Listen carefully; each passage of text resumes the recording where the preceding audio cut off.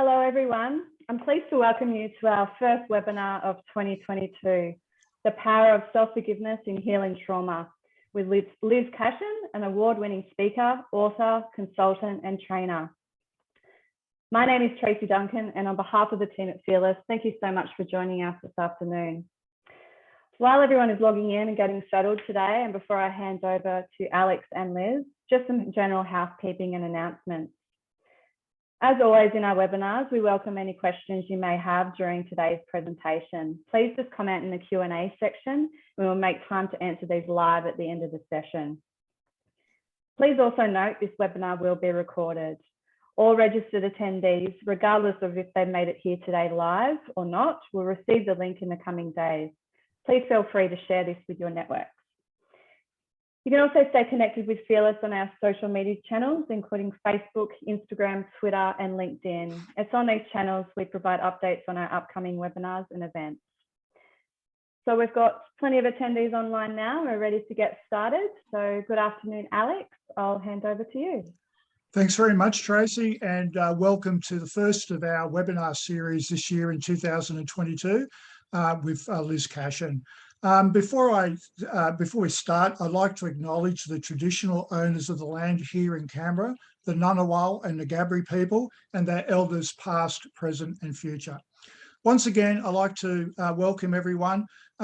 We thought very hard this year about some of the topics that we wanted to discuss on our webinar series. In particular, those who attended our last national conversation will remember that we talked about trauma, PTSD in a time of trauma. We wanted to focus this year in particular about, again, around people's individual stories and how they helped their own lives and healed themselves following their own experiences with PTSD. And Liz is definitely someone that we wanted to be involved in those webinars this year, and we're delighted that we can have her here from Bali, I might say, and how fortunate she is to be there and in such a beautiful place. Liz has forged a career as an inspirational speaker, focusing on mental well-being and unlocking the potential in people who have suffered from trauma. Today, we hear a story. It's about what happened to her as a 13-year-old girl and her many challenges that she had as a result of that situation, and how she has successfully come out on the other side. Her story will resonate with you long after the webinar is over. Before I hand over to Liz, I just wish to remind people that her story is quite traumatic. It may trigger something for those who do suffer from PTSD. So please be conscious of that before we move forward. And if you are experiencing any symptoms during the talk, please consult with your mental health specialist or a doctor. So without any further ado, I'd like now to hand over to Lis Cashin. Thank you so much, Alex. It's really an honour to be here. Thank you for having me. So I want to start by asking everyone, is there something you need to forgive yourself for? Guilt, blame, shame can be so destructive, such destructive forces in our lives, and learning how to forgive ourselves, I think, from my own experience, has been such a massive part in my own journey to healing my trauma. And it has been a journey. So I want to say that, you know, I think sometimes we hear all these, oh, it's 7 steps to happiness or a quick fix to that. And I found that with healing my trauma, it's definitely been a journey, but also a journey that has been well worth undertaking. And I thought for such a very long time that I would never be able to find self-forgiveness for what I'd done. And I'll share more about that in a moment. But I have been able to find that. And so that's why I'm so passionate about sharing this with you, in the hopes that you can find a way to forgive yourself, because I know that you really are worth forgiving yourself too. So I'm going to start just with a bit of a background story, really. My parents divorced when I was 18 months old. I moved around a lot. There was a lot of insecurity in my life. And then when I was aged about 6, my mum remarried my stepdad. And at first everything seemed okay. But then it became really apparent that he was drinking a lot of alcohol. And over time, with his increase in alcohol came his increase in temper, and I was often on the receiving end of that. What that meant as a child growing up was that I was often questioning myself and doubting myself and feeling like there was something wrong with me. And I don't know if any of you can relate to that from your own experience, but I really started to think, gosh, you know, this must be something wrong with me. And so I tried really hard to get him to love me. I really tried to please him. I would try and stay under the radar. And of course, with somebody like that, who is an alcoholic and mentally abusive, nothing I did was going to change that. But it had already sown these seeds inside of me that there was something wrong with me. But one way I used to get a lot of recognition, especially as I moved into my secondary school, was through playing sports. So I used to play netball or tennis, and I think the physical aspect really helped me, but also from the mental health aspect. And I used to get a lot of praise through playing sports, being on sports teams, and get a lot of recognition that I didn't feel I was getting at home. So it meant a lot to me at that point. When I was 13, I started throwing the javelin for my school. So I would play in competitions against other schools, and you know, I'd done well. So I was getting that recognition that I really was craving at that point. So in July 1983, I woke up this morning on the 15th of July, really excited because it was my school sports day. And I thought I was in with a really good chance of winning a medal. And so I remember going off to school. It was a beautiful, warm, sunny day. Went off to lessons as usual in the morning. And then in the afternoon, we all made our way over to the sports field. And I went to an all-girls school. I took part in a couple of other events, but didn't get any medals. But then it was time for the javelin event.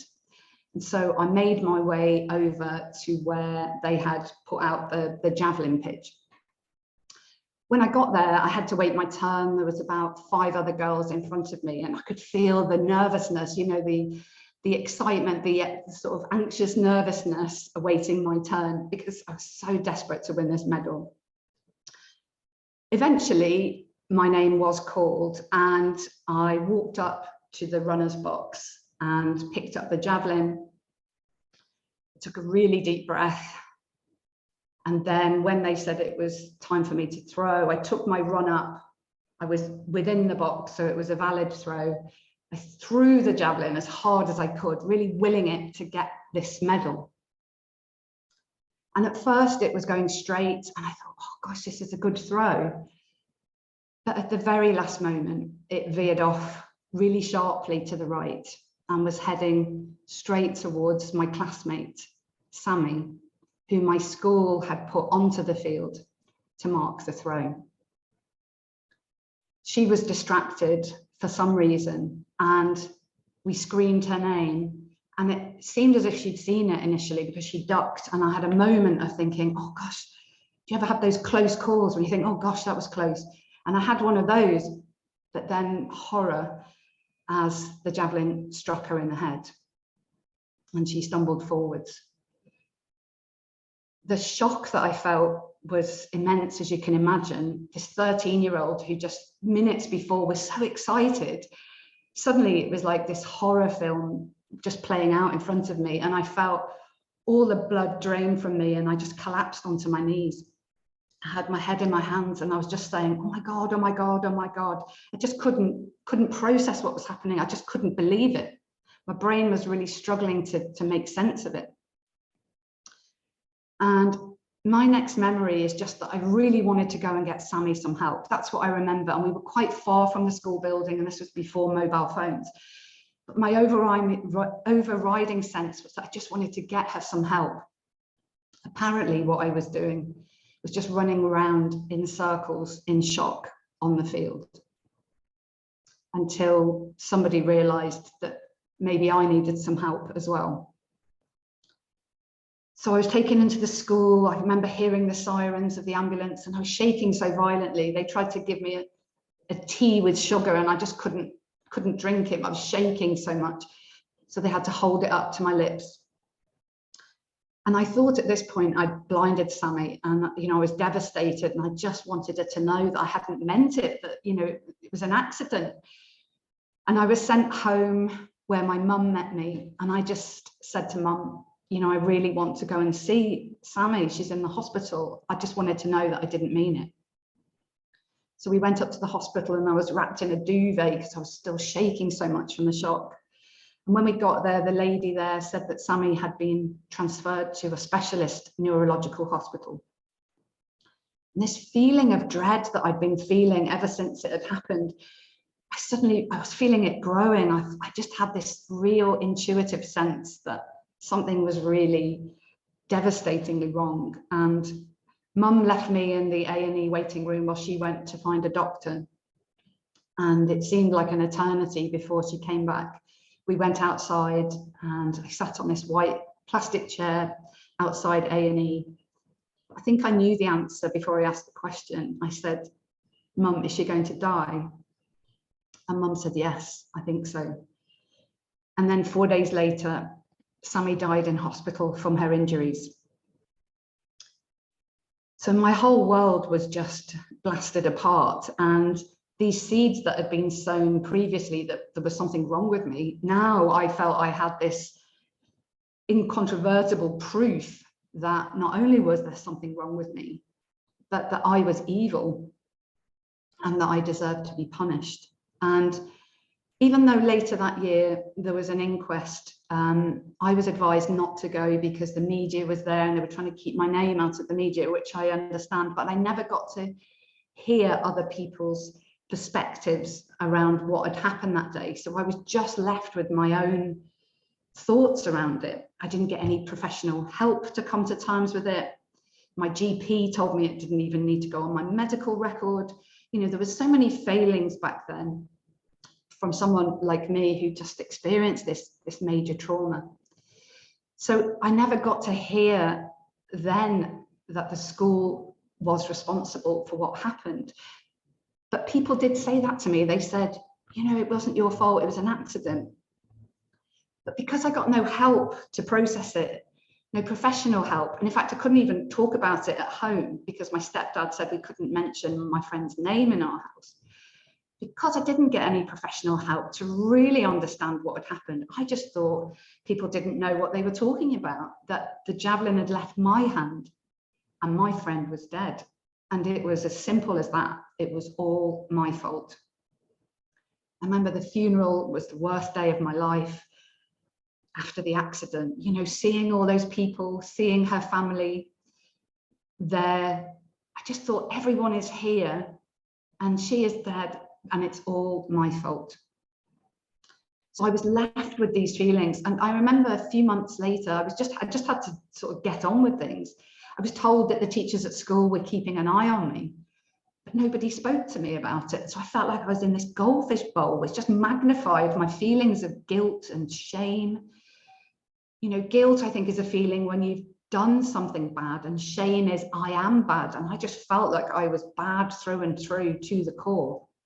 I was terrified of anybody coming anywhere near me because they would discover this. And so keeping myself away from people has been a theme for a large part of my life.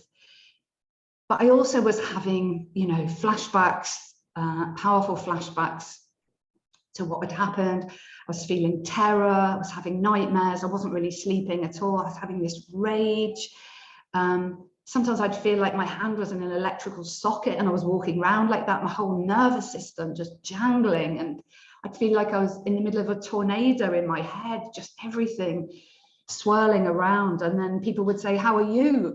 And I'd say, "Oh yeah, I'm fine," just desperately trying to get through life and surviving day to day. And it really wasn't easy, especially with my stepdad at home and not being able to talk about it or not being able to process it there either. And I think one of the key things for me as well is I was christened Catholic, but because my mum had got divorced, we'd sort of taken ourselves out of the Catholic Church, so we weren't practicing at the time that the accident happened. But I think some core beliefs had got into my mind, and one of them was that there may be this punishing God, that, you know, when I died I was going to go to hell and I was going to be really severely punished forever. And ironically, that saved my life because I kept having this suicidal ideation, but because I was more terrified of this punishing God and the hell that I was going to go to if I died, it sort of kept me alive. Yeah, so I'm actually grateful for that. But also, I remember thinking, you know, one of the commandments is thou shalt not kill.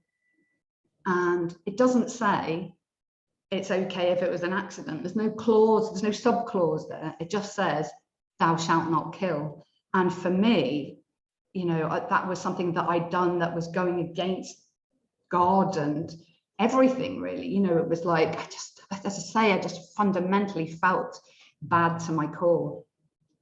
I would go into a church and I'd run out in tears. It makes me actually, breaks my heart to think about it now, but that's how I felt. I felt like I didn't belong there, that I didn't belong in this loving space because there was something so wrong with me. So I got through my teenage years somehow. I think that shows the resilience of the human spirit. And what I did do was try and focus on my exams. I felt like if I got really good grades, I was doing that in Sammy's memory. So I got really good grades at the exams at 16. And when I was 17 and when I was old enough, I actually went to what's called Citizens Advice in England. And I asked them to take me out of my family home and put me in some other accommodation away from my stepdad. I'm incredibly proud of the strength that showed back then. So I went in to live in this council flat, which was miles away from my friends and my school and my family, but I felt like I'd taken back some control. And I'm sure you will have felt this if you've been through trauma yourself, that you just feel so powerless and so helpless. And I felt like I'd been like that. I hadn't been able to go and visit Sammy in hospital. I hadn't been able to go to the inquest. I felt powerless through it all. And then here I was at 17, taking some power back and some control back in my life. So I moved into this council flat and I did my exams there.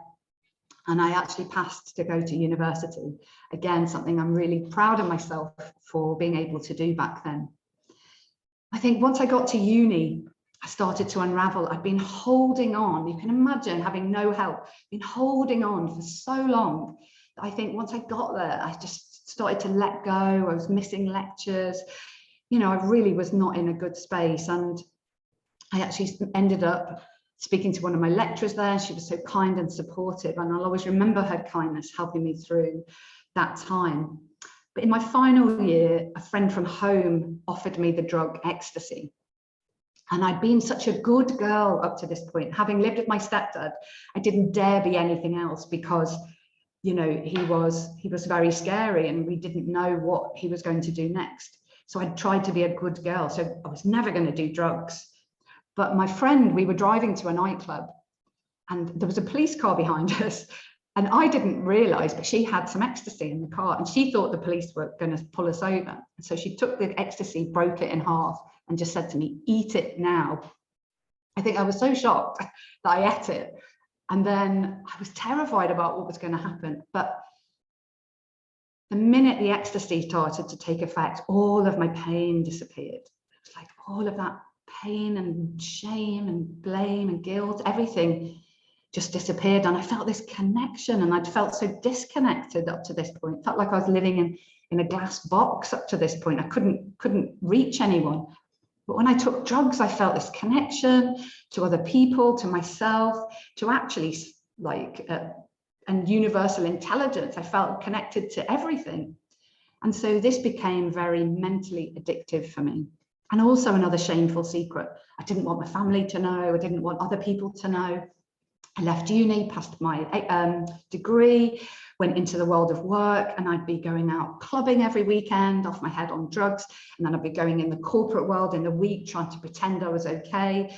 And this was going on year after year. And of course, I was having to take more and more drugs, and I was having more and more time off sick at work, and the cracks were really beginning to show. I just couldn't sit. It's like a volcano waiting to erupt inside of me. And in the end, my life was really spiraling out of control. I was sabotaging any work success. I was in really abusive relationships. I was taking all these drugs, and really I was heading for a crash. And that's what happened, was that one night in London, I was going out with friends, and a black taxi just pulled out in front of me in the middle of a traffic junction, and I didn't have time to stop, and I crashed right into him. I was so shocked because the lights had been on green, and then I realized the taxi had come out of a one-way street the wrong way. So there was nothing I could have done, and I crashed into him. Because of my injuries, I had to take some time outside of London, and I really believe that that was a literal and metaphorical crossroads in my life. I feel like it was a real wake-up call from life to say, look, if you carry on like this, you are going to kill yourself. I wasn't far away, I don't think, at that point. Or was I going to take back my control again and create a different life for myself? So fortunately, I chose the second option and moved myself out of London, got a job outside London, and a sales job. And as a part of this, they sent me on a sales training course. And I had to read the book by Dale Carnegie, How to Win Friends and Influence People. And I had the most unexpected sort of personal awakening on this course, because it said, if you think and act positively, you will become positive. If you think and act positively, you'll become positive. And up to that point, I'd just been thinking and acting negatively. And it was all, people talk about light bulb moments, but I was like, oh, so there's actually something I can do here. If I can learn how to think differently and act differently, then maybe there's a chance that I could be happy. And looking back now, I know that was naive in a sense, as well as it was a personal awakening, because when we have trauma, if only it was as simple as that you could just think differently. And I think that's where trauma is often misunderstood, because, it's not just like that, but it was a key part in my journey. And so I started to take back some more control around how I felt. And, that was a huge part actually of my turning point again.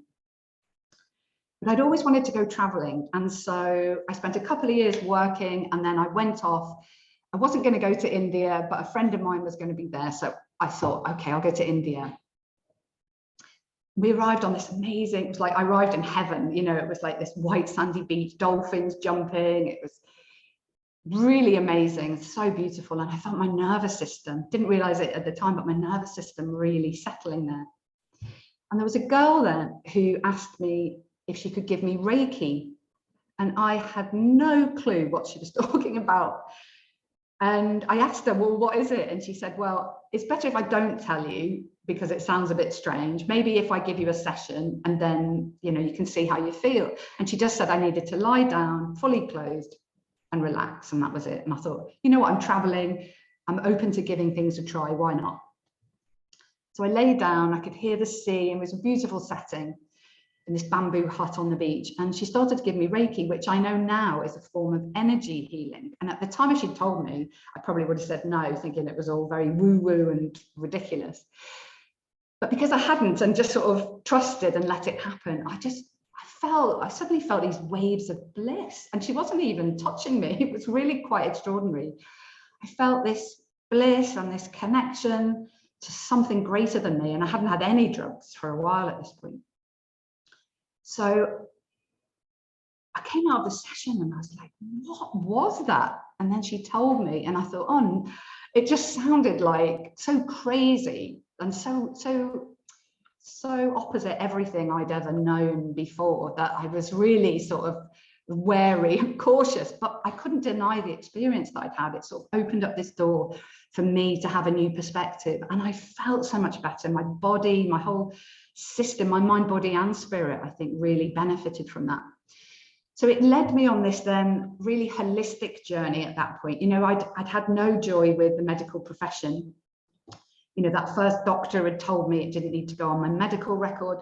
A doctor when I was 15, I went to see, because my mum thought I was depressed, told me depression was a serious clinical condition and just sent me away without even hearing my story. At uni, I tried to speak to someone and he just told me to stop crying and speak more slowly. So I never went back to him. So I felt like I'd had all these failings from the medical profession. And yet here was this holistic possibilities of feeling better. And so over the next few years, throughout that traveling trip, and then I came back and retrained as a life coach, I was exploring every holistic avenue, Reiki, life coaching, hypnotherapy, neurolinguistic programming, shamanism, all sorts of things, and mindfulness. Mindfulness is something that has really helped me to develop some inner stability, and I'm still a work in progress, but I'm come so far. But I tell you, it was difficult, and I realize now, because of the trauma that I was living with and not understanding, you know, mind can be quite dangerous to just start practicing mindfulness if you don't know what you're doing around that. Anyway, I didn't know what I was doing and somehow managed to make it through, but it wasn't an easy journey. I know now you can get help with trauma specialists, which is brilliant. I learned all of these different things, and everything, I'd feel brilliant. I'd feel like, oh, I feel so amazing. And then I'd spiral back into this place of despair, and I'd think, oh gosh, and then I'd try the next thing. I don't know if anybody can relate. The next thing, I think, oh yes, I feel so much better. And then I'd be spiraling back into despair again. And I'd be teaching what I was learning, and I'd be feeling like a fraud. Like, why can't I just move on?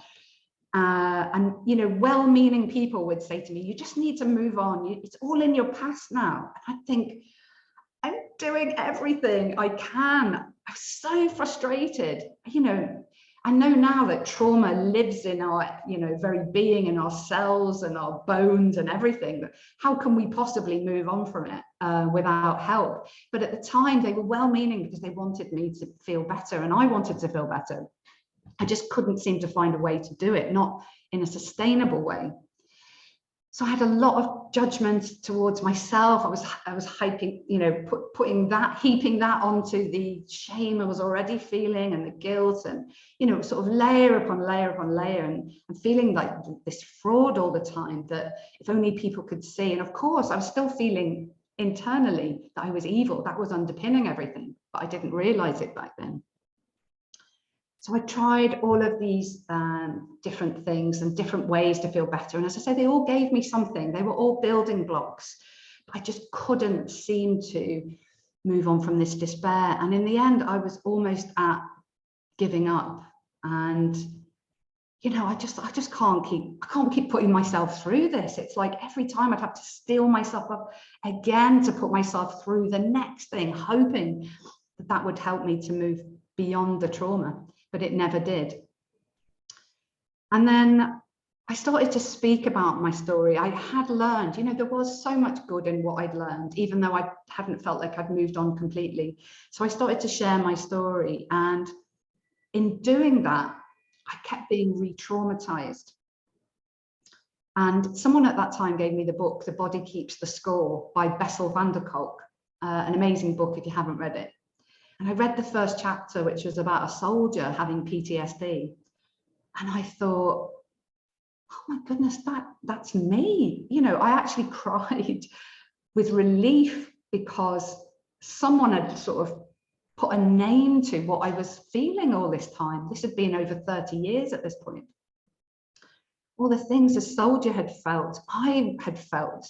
I think he even said it felt like a glass box, living in a glass box. And I was like, oh my gosh, this is exactly how I've been feeling. I remember going to a meditation class and she said, breathe into your heart. And I thought, oh, I couldn't feel anything. And I thought, well, I've obviously got a heart because I'm alive. And everyone else was like breathing into their hearts and having this amazing experience. I couldn't feel a thing. I couldn't feel a thing. And I was so upset. I was like, I can't feel my heart. Does this mean I'm an unfeeling person? But again, it was part of the trauma and the disconnection.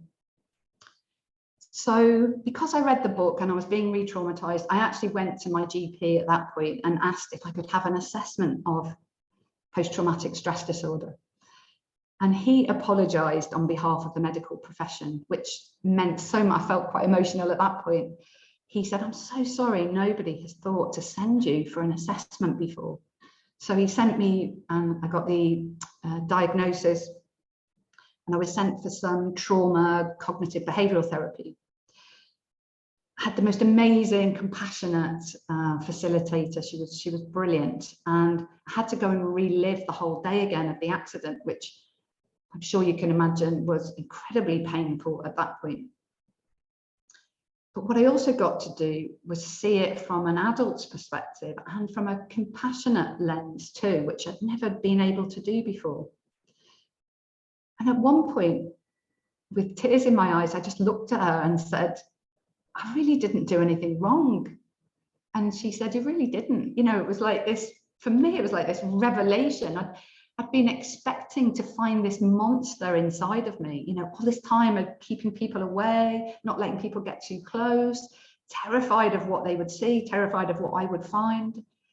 And instead of this monster lurking inside me, what I found was this terrified child, you know, he was just desperate for someone to come and help her and love her and show her some compassion. She was just stuck back on the school field that day. And I realized that I was an innocent child that day, nothing evil about me. I was in a place where I was supposed to be safe. I was at school. I was just following instructions from people I trusted, my teachers. And so was my friend Sammy. She should never have been allowed to stand on that field. That should never have happened. It was against all health and safety guidelines. But I was really able to feel it for the first time. God, I really didn't do anything wrong. I was just doing what I was told to do. And, you know, my heart then broke open for me, for the child me, for the me who took the drugs, for the me who'd found so many ways to punish herself and abuse herself over decades for something that she hadn't done wrong. You know, it was like, I felt like I had to find forgiveness for me against myself. So it wasn't, of course, I was so sorry about what had happened to Sammy, but there was nothing I could have done differently. It was an accident. And so I felt that the forgiveness had to come to the adult me, and for all the me's who'd punished me ever since. It was so painful to realize all the suffering that I'd created through the beliefs that I thought about myself, that I was evil and I deserved to be punished. You know, I'd done all that to myself. That was the hardest thing, I think, that I'd rejected myself. So this younger part of me that needed love, I had completely rejected ever since. And now I'd found a way back to her. And it was such a beautiful moment. And since we connected, and that was 5 years ago, you know, we've kept connected ever since. She's always going to be here in my heart. And I've found ways now to sort of reclaim all those other rejected parts of me, because there was the trauma through my stepdad as well that I had to work through, and all of those different ways. But I found a way to really learn to love and accept all of those rejected parts of me, and really turn towards them and give them a hug. And I think that's part of my message I wanted to say to you, is that, you know, all of these parts of us that we're ashamed of, that we're rejecting, they just really need love and compassion and a different perspective, a different awareness. Because I think that no matter what we've done, we can always find a way to self-forgiveness. If we realize that it was an accident that happened, there was nothing we could have done. There's nothing wrong with you. There's nothing wrong with you. That's a huge thing for me to say. You're not evil. You're not a bad person. Accidents happen. And so we have to accept that. We can feel the pain of what happened to us, but we need to let go of the blame and the guilt and the shame. And even if we did do something which we feel was wrong, I think, you know, there's lots of things I've done in my life. I have real shame around the ways that I punished myself, but without exception, when I went back to each of those parts of me where I felt shame, I realized how much pain I was in at that time. And when I really realized that, how traumatized I'd been, how much pain I was in, sometimes how much fear I was in making those choices, I couldn't hold that blame towards myself anymore, couldn't hold that shame. There was nothing there. All I could find then was compassion and self-forgiveness. And I really, really hope with all of my heart that whatever you've been through, if you're holding on to that shame and blame and guilt, that you can find a way to forgive yourself too. Thank you. Thanks very much, Liz. That was an amazing presentation. And while I will let you get a bit of breath after talking and providing us with those incredible insights, I just thought I might reinforce a couple of things that resonated with me, and then we might get into a couple of questions. Look, so much of what you said, I was sitting there going tick, tick, tick, because of my own story. I could sympathise with virtually everything that you went through, and particularly those experiences as a child. They formulate everything that happens to you late in your adult life. There's a couple of things there that I really picked up, and I just went, oh my God, I experienced the same thing.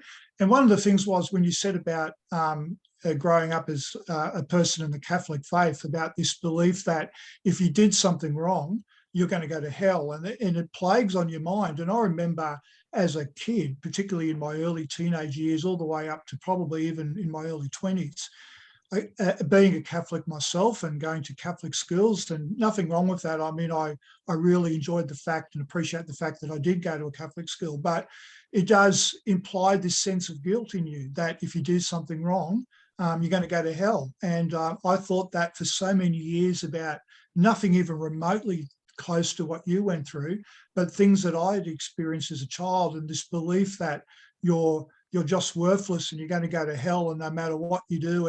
And what you're saying before about looking at the fine print about, in the commandments, I did the same thing, not to that extent, but with something else. And it's just something that, it really resonated with me.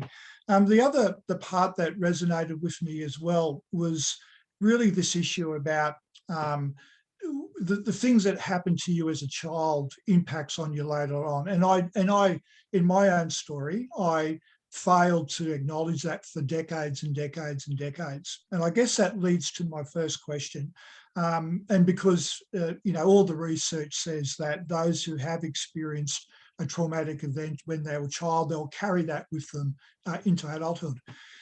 Do you think that we're doing enough today? Because I even know from talking to people during COVID, the mental health aspects on children has impacted them from a whole range of different scenarios. Do you think today, particularly given your own story, we're doing enough as a society to recognise the impacts of trauma on children and how to manage that, particularly as they go through their formative years and into their early 20s? I think we're nowhere near doing enough. I think there's just a complete lack of understanding at the moment around what trauma is. In the UK, especially, we're just starting to have little bits of conversations around being trauma informed and what that means, but we've got such a long way to go. And I think it's been brilliant with the mental health movement, really brilliant, that, we're helping to destigmatize mental health and impact discrimination. And, I do a lot of work in organizations, helping them to change the narrative and being able to have conversations if they're struggling and that sort of thing, which is brilliant, and how to spot signs of mental distress. But there's nowhere we're mentioning the body, which is so key to trauma. I don't think we're not having those conversations yet around, and especially with young people. I think we're starting to have those conversations about how they feel, which is brilliant, getting them more in tune with their emotions. But I think if we can really help them to learn more about their bodies and how trauma is in the body and how we can, learn to calm ourselves, that's a key part at the moment for me, that we're nowhere near where we need to be if we're looking at trauma. Yeah, I agree. And it's a real issue. As I said, if you talked about this issue 20, 30 years ago, people just wouldn't engage with it. And I think I think we're seeing the consequences of that. I mean, someone said to me the other day, we seem to be having an epidemic around trauma and mental health. And I've said to them, there's lots of reasons for that, but in many aspects, it's about not managing that process from when you were a child and letting that process just completely slip away from you. And from hearing from your story, that's exactly what happened to you, this constant slipping away. So it must have been terrible to try to, at times, knowing that was the issue, but not being able to manage that.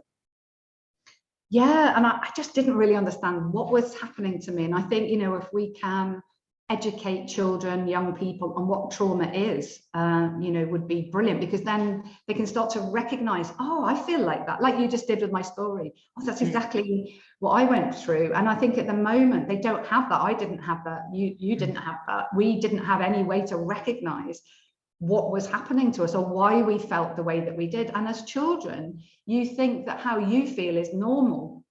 To you don't understand the complexities of it all. But also you feel like you look at other people and think that they've got it sorted, that everyone else is sorted, and it's just you that's struggling sometimes. And of course we need to make sure that everybody realizes we all have our challenges, we've all got stuff. And actually, so many of us are traumatized now, particularly coming out of COVID, and we're starting to really understand that, of course, traumatic events like mine, and from your military experience, we've had traumatic experiences, but then the relational trauma we've experienced growing up as well, and how many other people have experienced relational trauma and normalized it and not understanding. People will say to me, oh no, my childhood was okay. And then when you unpack it, it's like, there's layers in there, which are really negatively impacting them now, but that they have no idea about. And so many people self-medicating, as I did, just to try and get relief from that pain. It's become a cultural norm in the UK for people to drink alcohol every day. People don't bat an eyelid. And I think it's masking a lot of trauma that people are feeling, but nobody understands or knows how they're going to be able to, they don't even know they're traumatized. So that's right. And the ongoing stigma, as you mentioned, is an issue that, even in 2022, I get surprised that we're still talking about stigma around mental health and PTSD even now, given all the things that we know about it and all the different experiences that we talk about. There is still that stigma. Look, we have a couple of questions that from people, Liz, that I'll share with you. The first one is from an anonymous attendee, and they've just asked, what about helping people towards forgiveness when they were at fault for their actions? Do you see any difference, or how do people move on from that? Yeah, so I think I just touched on it at the end there, but I think for me, like I say, there's things that I've done in my life that I was really ashamed about, that you could consider are wrong.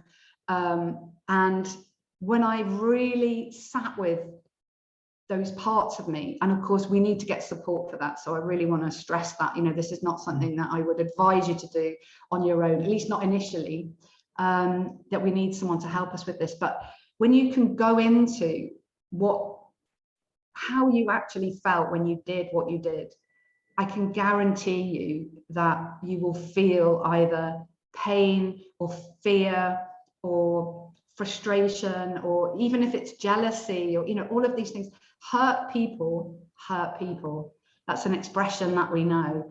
And if you've done something that has hurt someone else and you did it on purpose, I think you must have been hurting yourself to have made that decision. And so if you can really start there and really be with that part of you and understand why you did what you did and the reasons behind it, I think we can always then find some compassion and some self-forgiveness, knowing there was deeper reasons why we've done what we've done. And it may be that you need to make amends for what you've done. If it's something you need to go and apologize or make amends, or try and find a way to give back in some way.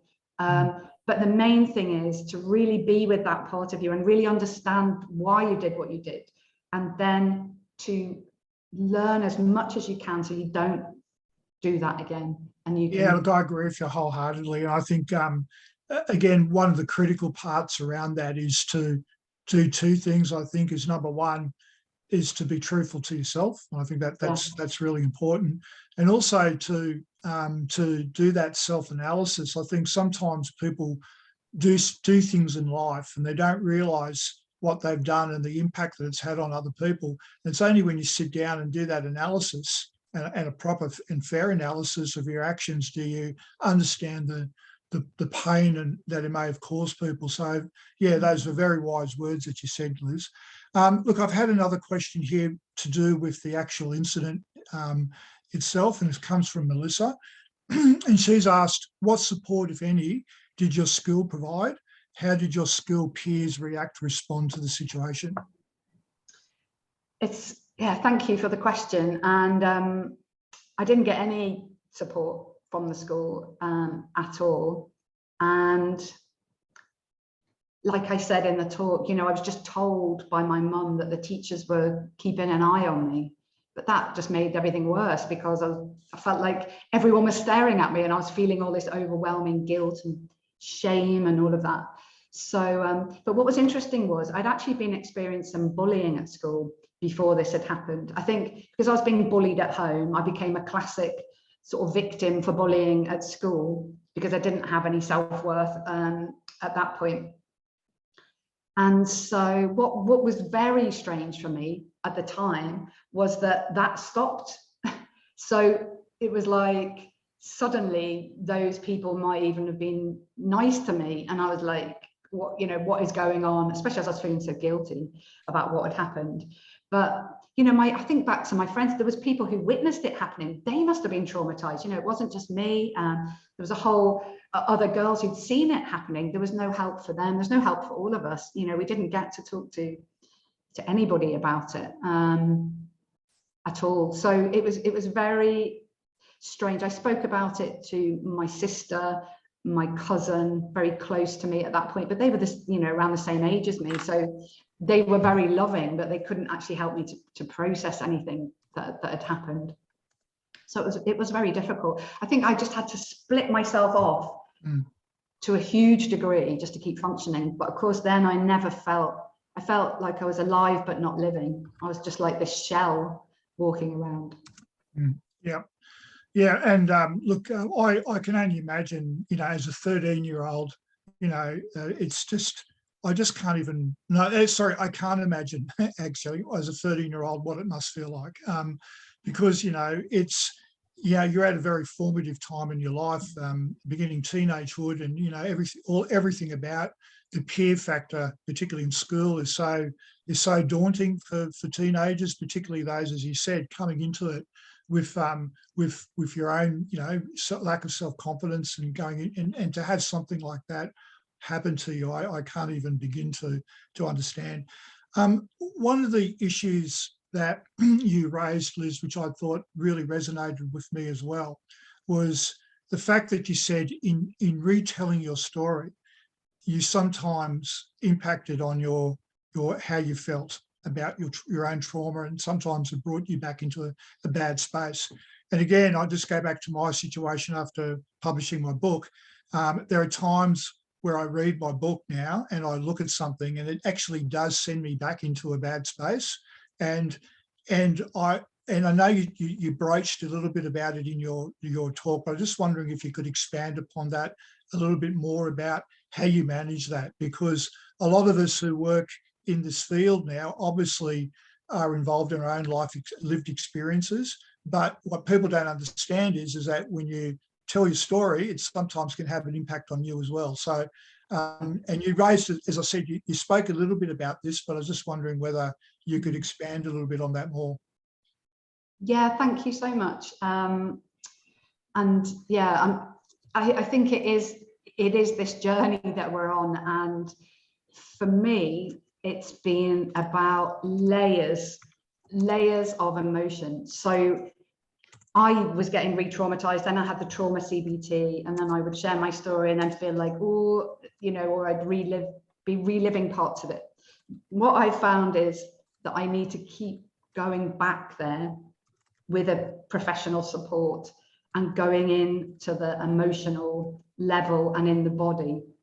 And I find that the more I can do that, and it has been layers because it was just too much to do at once, but opening up more in a supportive and safe setting, being able to open up more to the pain and in my body and the emotion, then when I speak about it, that doesn't come up so much. I still, you know, I probably feel today, I don't think I'm ever going to talk about it in a nonchalant way, but I don't get triggered like that. But it's the work I'm doing outside to just keep going into that emotional level. And sometimes it feels like sometimes it feels like trauma is like the worst kind of Groundhog Day. It's like just, you know, reliving and reliving and reliving. But I find that the compassionate going into it and keep going into it and keep loving that part more, keep allowing it more, for me has been the only way that I've been able to get to where I am now. Yeah, and also that added feeling that you're actually helping people. I mean, that is a strong motivation and a strong element that. But as I said, it's not easy, and that's why I find incredible everyone who has a story to tell, that they can tell that story, because it's as you just pointed out, it's not easy reliving it. And listening to your story today, that, I mean, I just can't think of anything worse that could happen to a child. I really couldn't. It's just remarkable that you're able to tell your story now, because just of the sheer scale of the trauma. A good friend of ours who's done a lot, who's done work for us with Fearless, particularly last year, National Conversation, Hugh. I just want to share his comment with you. I also wanted to pick on something you said, that trauma lives with us now if we carry trauma. But I would also say that all of our experiences live with us now, that gives us access to some of the internal resources that we may have developed for our life. And I think that's a very good point. I just wanted to see if you had anything else to say to that. Yeah, it's so true, absolutely true. And thank you for that. And I think, so everything, like I said, I went on this holistic journey because I sort of rejected the medical profession, but I've come back around to the medical profession, and because, you know, that for trauma, we need that specific help. But I think that everything has, it's been these building blocks within me. So it's sort of rebuild. I felt like a bit like the bionic woman, rebuilt myself through, you know, all of those things, like they quite rightly said, those inner resources and all of those things that I've learned. It's almost like it was another building block and another building block, so that if I am re-traumatized, there's more of me, more of the resource for me to be able to handle it, more capacity for me to be able to open to it and to have compassion. So that's been this journey, this building block journey, I think, and it continues. You know, sometimes I can be blindsided or surprised, suddenly it's, you know, something gets triggered, but I've got the tools now, I've got the awareness, I'm not afraid to reach out for more professional support if I need it. I've got a great friends network, I've repaired a lot of relationships in my family. You know, all of these are important, I think, if we're able to do that. Obviously, if we're not able to do that with family, they may have been the traumatic part, but if we can build friendships that are our strong support network, you know, I think that's key as well to helping with our resilience and being able to cope. Thank you. And the other part of that, that issue about building networks, I think, is important. And you and I have discussed this offline about how great it is to have people like Madeline, for example, who spoke at our national conference last year, and other people that we've connected in the UK over the last couple of months, because it's we see that it doesn't matter what country you live in or where you are, the experiences are something that we can all learn from. And I think that's important, that, you know, we do build those networks because and find solace in things that, you know, other people have experienced and the way that they've gone about dealing with it, because every as you know, every case is individual, and we've got and there's different ways of how we cope with that. And I think I've learned so much just listening from you today, as I'm sure other people have as well. Grant has just got a question as well for you. He's asked, what advice do you have with forgiveness regarding a moral injury that is ruminating on should have, could have, would have, in being unable to help support someone who is substantially suffering and ultimately you could not help? So feeling guilt because you weren't able to help someone else who was suffering. A very good question. It's a very good question. I think we've all been there. Yeah. Yeah, absolutely. I think, from my own experience, because I've been through this as well, is understanding that we're all human. I think that's a key part here, that we all are human beings. We all have our failings sometimes. We all make mistakes sometimes. Sometimes looking back, we can see things more clearly than we can see them at the time we're in them. And I would just say, I don't know, it's without knowing the context, but I don't know if you tried everything, but you couldn't help this person, or if you didn't try something and couldn't help them. So there's a difference there. But I think understanding that everyone has their own path as well, and that, you know, as much as we can try and help someone else, but actually they may be determined to walk their own path, whatever that means. They may not be ready to listen to us. They may not want to listen to us. They may be determined to end their life, for example. That might be a path that they are determined to be on. And that's been a hard one for me to sort of accept and come to terms with. But I think we can just do the best we can at any point in time. And if you really feel like you've tried to help someone the best that you could with what you knew at that point and with how the other person was, then I think we have to be gentle with ourselves and understand that, you know, we are human beings, and sometimes we get it right and sometimes we don't. But again, you know, that's not about beating yourself, but that's about really looking at that more closely and seeing what could you learn from that. Is there anything that maybe you could have done differently, and how would you do that differently moving forward? So rather than just keep beating yourself up with it, if it's happened, it's really sort of trying to accept it and think how you could do things differently now moving forward. I think we're all on this learning and growing journey, and, you know, it's not a linear line. It's, you know, we're going around in circles sometimes. It's messy sometimes. It can be very painful sometimes, but I think if we keep coming back to our hearts, that's where we find the truth. That's been my experience. But the pain of my trauma was in my heart. So that's why it's been so challenging, because I really, you know, to find that love within myself, it's in my heart, but it was so cut off by the trauma that it's been that journey. Yeah, thank you. We've got time for one last one. I think it's from Claudia. And she's asked, how can family members best be supportive to someone with PTSD who is self-medicating?